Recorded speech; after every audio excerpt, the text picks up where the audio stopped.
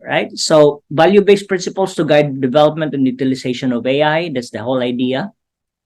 We have these values, and if you're the audio type, let me just type to you and if you are able to multitask in a way,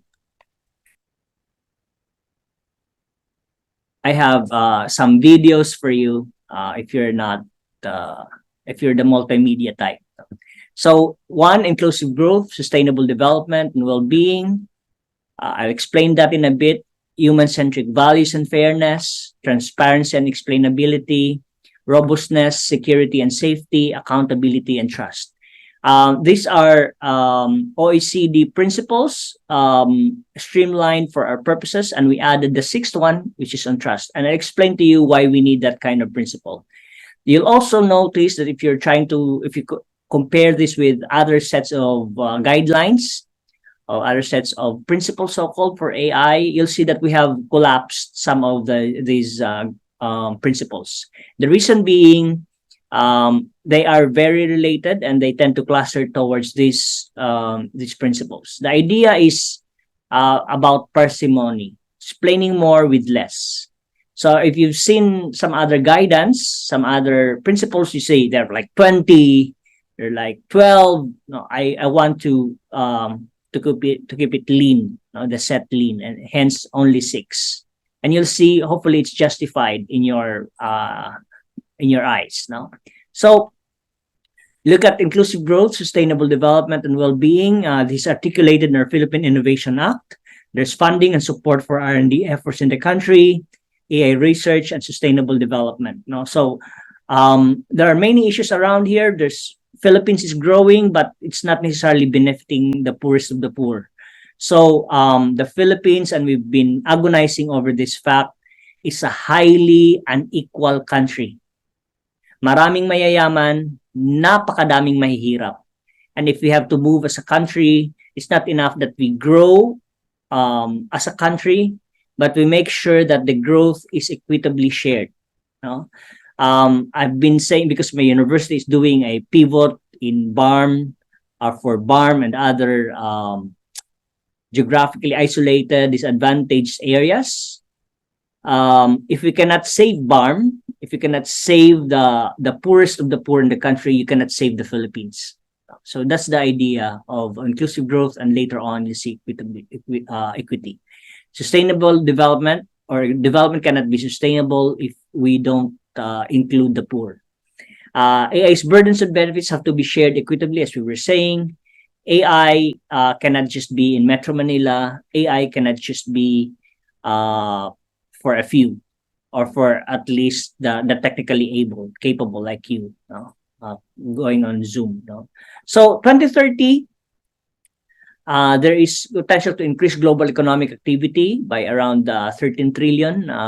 That's of course the best estimate so far, but it could be larger than that. You'll see that the world's richest, yung mga trillionaires, they are into AI one form or another. Now, Amazon, Tesla, Elon Musk, Jeff Bezos, Mark Zuckerberg, Bill Gates. You cannot be rich and not do AI. 70% of companies would have adopted at least one form of AI technology. If you're from SUCs, this is inescapable. I will be doing a workshop on AI research. On AI aided research next week. That's courtesy of the Philippine Social Sciences Council. And the idea is, even for university, when you probably just would like to talk about AI as opposed to actually doing AI, you'll have the university being powered by AI itself.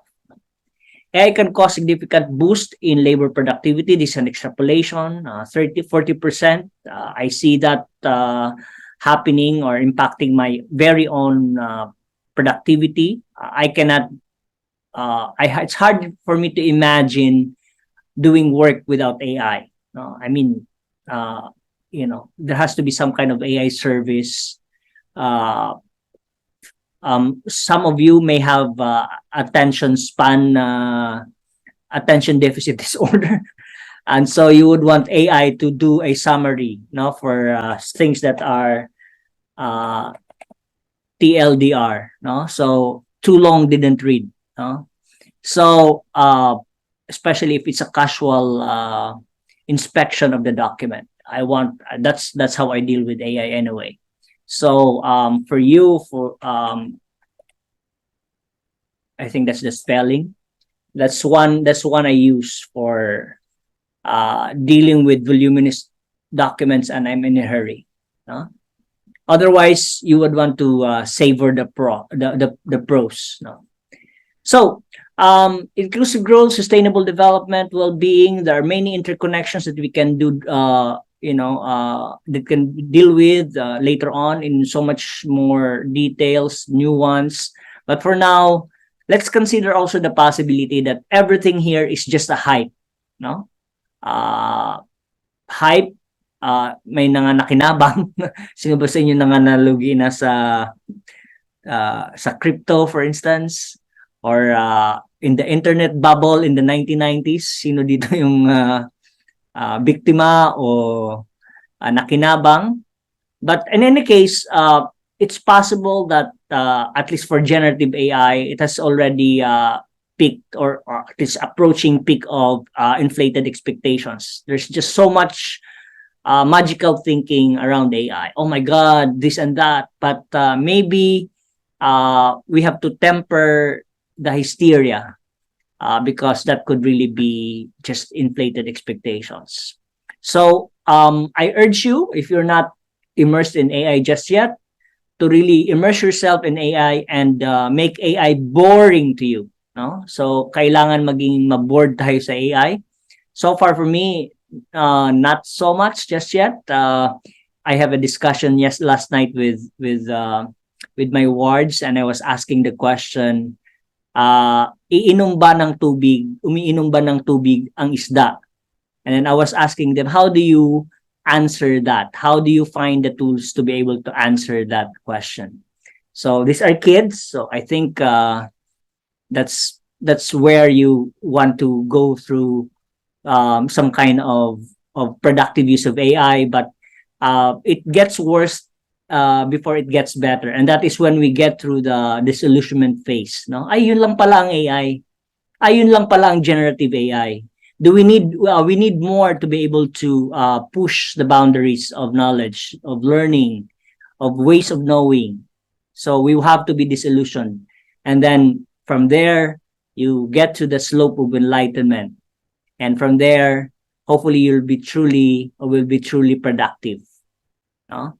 So my sense right now is that we're approaching, if not already approached, the peak of inflated expectations. No, as a society, marami pa. No, inflated na teachers are rattled by the possibility that if it's online learning, for instance, the online teacher, and they do Q&A or quiz, the students will just chat GPT the questions, no? And it's happening already. And some teachers anyway, are not equipped to deal with that. Or if the boss would ask the staff to write a report, and the staff will just do chat GPT. Letters are already full of AI compositions. So I've detected emails of that sort. No, I hope this email finds you well, and I cannot help but associate that with ChatGPT. No, so hopefully we'll get over that inflated expectations and we'll be disillusioned because that's when we are starting to recover and get to real productivity as a society. So the other principle is human-centered values and fairness, treating people fairly. The example I gave you about Amazon discriminating against women, you also see that about credits, people's capacity for loans, or ability to get loans, and how much. So far, it's not been fair. Women tend to be disadvantaged. People of color, especially in image recognition, partly because ImageNet, the repository, the training data, used for image recognition. You can look it up, ImageNet. Uh, it's mostly made up of pictures or images of white men, at least for people images, no? So it cannot be fair like that, no? Avoid algorithmic decisions under discriminatory consequences. You have training data that is implicitly biased. When you release it into the open for commercial purposes, you'll see that it tends to discriminate. Fairness entails respect for human rights and data privacy and rights. This is where the EU has been coming down hard and hoping that their standard will become de facto standard for the world, because they've been successful already for that, especially in privacy. You see that our privacy, hello to people who have been victimized by PhilHealth, Philippine Statistical Authority, and lately DOST, yung kanilang scientist database, no, experts database. There have been breaches, and these breaches tend to compromise people's data privacy. So that is very much that area is very much dominated by European standards on privacy and human rights. AI is special in that there are no standards just yet. So why is that? We have to ask ourselves. So we have to protect human rights. CHR there is an office in Amnesty International specifically devoted to human rights and AI, because you'll see that many of our rights could potentially be undermined by AI. So fairness is a particular issue for startups and representatives from academia in our consultations. But we need a clear and ambiguous definition of fairness that is somehow absent in discussions just yet. Because when you say fair, does it mean